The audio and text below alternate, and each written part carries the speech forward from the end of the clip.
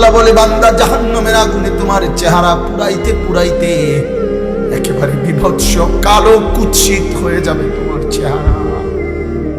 জাহান্নামী এত চিৎকার করবে, আল্লাহ বলবে আলাম তাকুন আয়াতি তুতলা আলাইকুম ফাকুনতুম বিহা তুকাদ।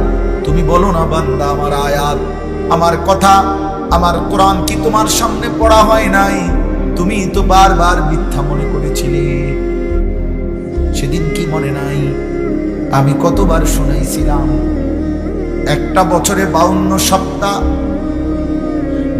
সপ্তাহ জুমার নামাজের ইমাম সাহেব তোমারে কি কম বেশি কিছু কথা বলে নাই? তোমার গ্রামে কতবার ওয়াজ হয়েছে, মাহফিল হয়েছে, কত বক্তা তোমারে কত হাজারি চিৎকার করে কি বলে নাই? কেউ কি তোমারে আখিরাতের কথা শোনায় নাই? কি বলবেন?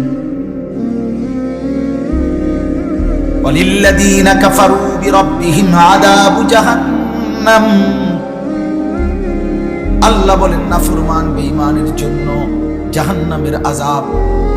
ইযা উলকু ফিহা সামিউ লাহা শাহীকান ওয়া হিয়া তাফুর। আল্লাহ বলে জাহান্নামীকে যখন জাহান্নামে ফেলতে যাবে ফেরেশতা, জাহান্নামী শুনতে পাবে জাহান্নামের আগুন যেন টকবক করে উতরাইতেছে।